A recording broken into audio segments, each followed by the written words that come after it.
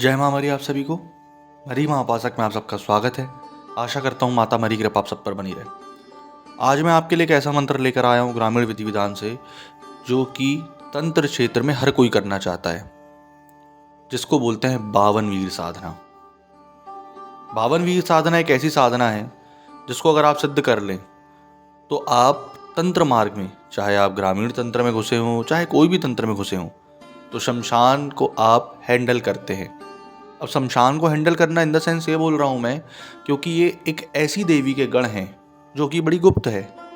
ये भी आप जानते हैं, जितने भी वीर हैं, जितने भी वीर की उत्पत्ति हुई, चाहे वो क्षेत्रपाल वीर हो, चाहे वो नरसिंह वीर हो, चाहे वो भैरव वीर हो, चाहे वो गरुड़ वीर हो, ये सब अपनी आखिरी दम तक जान लगाते हैं किसी भी चीज़ के लिए। चाहे आप इससे अच्छा कर्म करवाओ चाहे बुरा कर्म करवाओ, ये कभी भी उस कर्म को छोड़ते नहीं हैं, जान लगा देते हैं।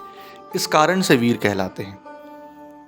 जितने अपन बोलते हैं ना, भूत, 100 भूत, 1000 भूत, 10,000 भूत, जो उनका क्रम चलता है, 10,000 भूत में जितना पावर होता है उतना एक वीर में होता है।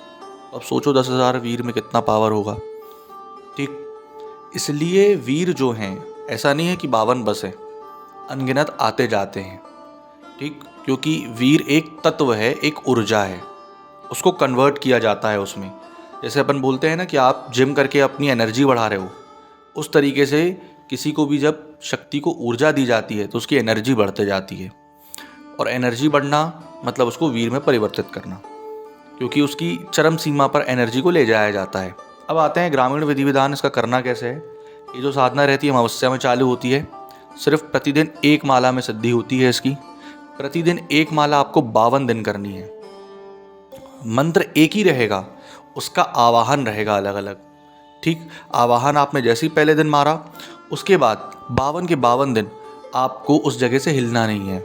मतलब ये कि अगर आप मान लो अपने घर पर साधना कर रहे हैं तो आप उस इलाके से बाहर नहीं जाएंगे। जैसे फॉर एग्जाम्पल, अगर कोई उज्जैन में साधना कर रहा है तो उज्जैन से बाहर नहीं जाएगा। इंदौर में साधना कर रहा है, इंदौर से बाहर नहीं जाएगा। साधना का जो काल होता है, इसका रात्रि काल होता है।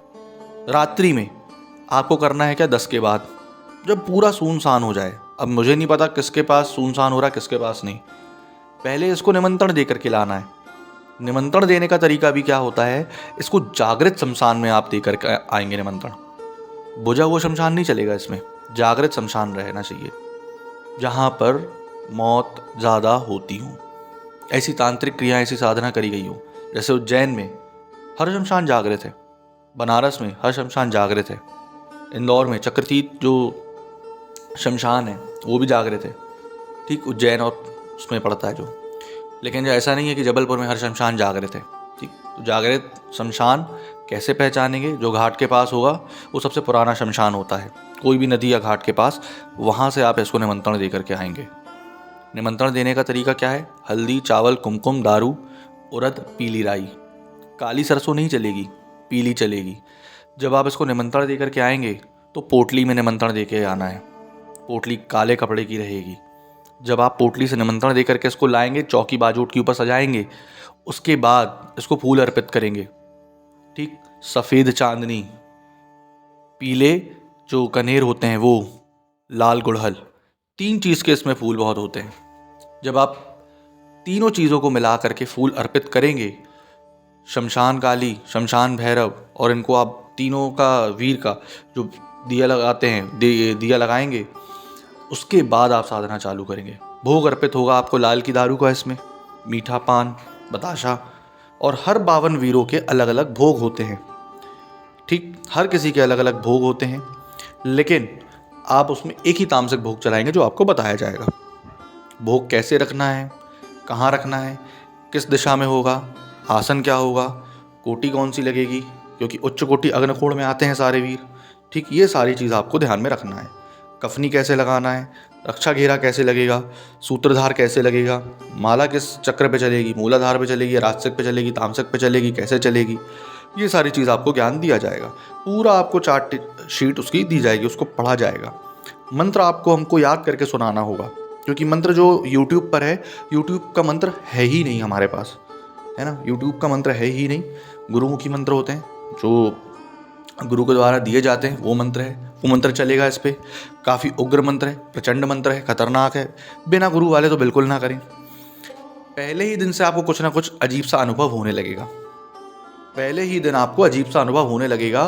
इतना अजीब अनुभव होगा कि आप हो सकता है डर जाएं, मांस की बदबू आना, शमशान जैसा लगना, वीरान रहना। नीचे जब आप शयन करेंगे, शैया लेंगे, तब आपको देखना दिमाग में भारी भारी लगेगा। हो सकता है कई बार कोई आके जगा दे, उठा दे, ठीक।